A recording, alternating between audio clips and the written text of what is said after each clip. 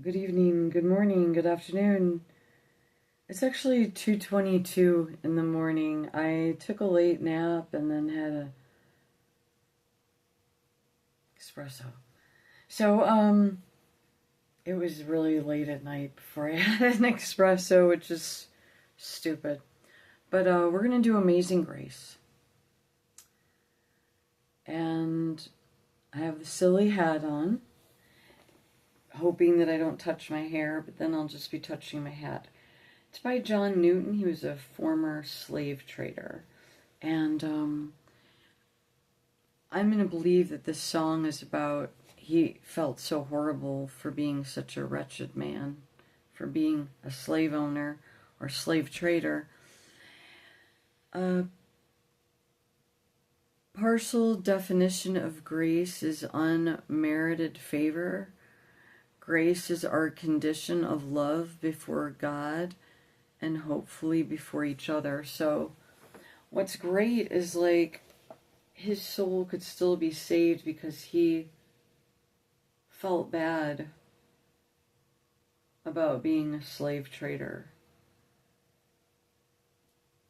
I don't know his whole story, but gist of it is to me that can't get much worse than looking at people as slaves. Do as you wish with, so just think he can forgive anything under the sun. But it's mainly the willingness of our heart. And since most people have such an aversion to surrendering to God, I'm not telling you to surrender to anything else. I mean, if you're married, there's compromise. I don't know if we'd consider that a surrender, but there's some compromises that are made. Life is different if you're with someone than if you're alone. I mean, let's be for real here. So there is a form of surrendering going on. You're surrendering a portion of your freedom to join union with someone else. But if it is the right union, hopefully you fly stronger and higher and mightier with Creator God if your relationship is based on God. And you have that mutual stance together. You both surrender to God first. Now we're having a marriage conversation. Well, I mean, but it's a good example of like the fact that people can't even just surrender or work out a marriage or attempt to not cheat, steal, abuse, or ridicule, or demean, or downplay, or treat their spouse like a slave. That's why marriages don't work. But we're not discussing marriage. We were just discussing the act of surrender and grace on one another. And I've saying this before, and usually what I do wrong is I don't start out high enough on Amazing Grace, and I'm just not very good at it. But I'm gonna give it one more try. I've been drinking out of copper for some months. I don't know if I can say there's been like a distinct change, but I want to believe that it helped eliminate or clear out some where I would get more anxious or more affected by, well, just technology and everything around me. But I want to believe it's created a little more of a grounding for me in a way. But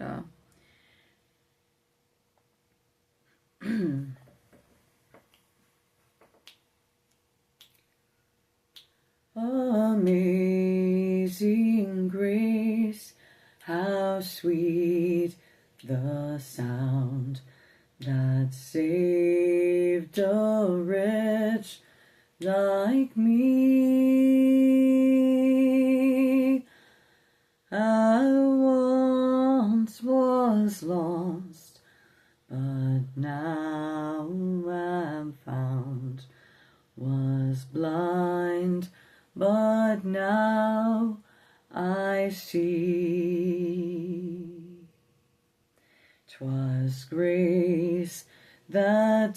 taught my heart to fear, and grace my fears relieved. How precious did that grace appear the hour I first believed. Through many dangers, toils, and snares, I have already come.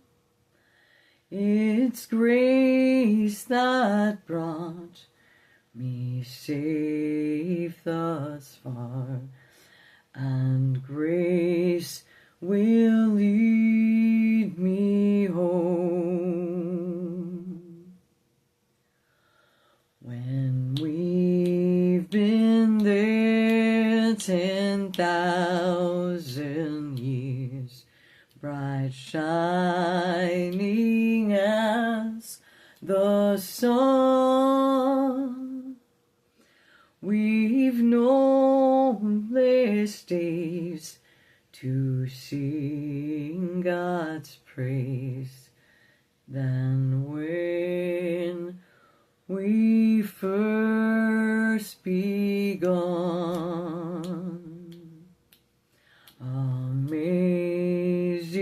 grace, how warm the sound that gave me life, to me, that gave new life to me.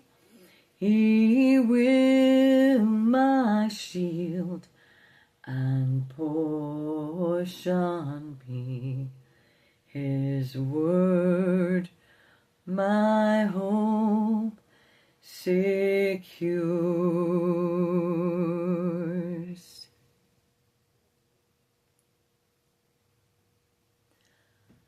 And then for some reason I've got that peaceful, easy feeling. I was once lost, but now I'm found. Amazing grace, how sweet the sound. I don't know why I should just ended at the one part, but love you. You sleep good. And a word of warning, if you're going to take a late nap, don't drink an espresso thinking that it's just one of those nights where it may not affect you, because that happens sometimes. Just go to sleep. But tonight was not one of those. But I'm glad that it made me think of Amazing Grace, because boy, did I really need it. And boy, did I really need strength with the Lord back in the day. Many a times, especially with very heavy laden predator types upon children and such. You know, I always thank God every day for His grace on me. That what really took me to the brink was finding multiple situations like that.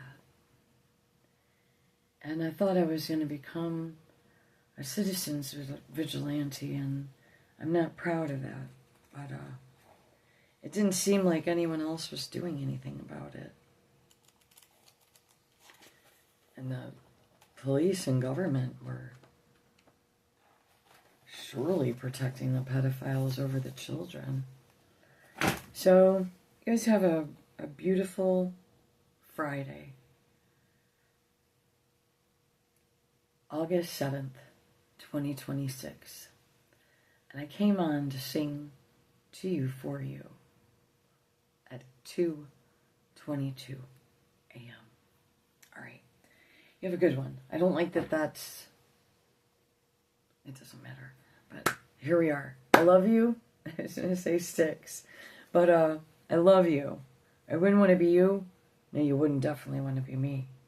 But together, with Jesus, we can make it.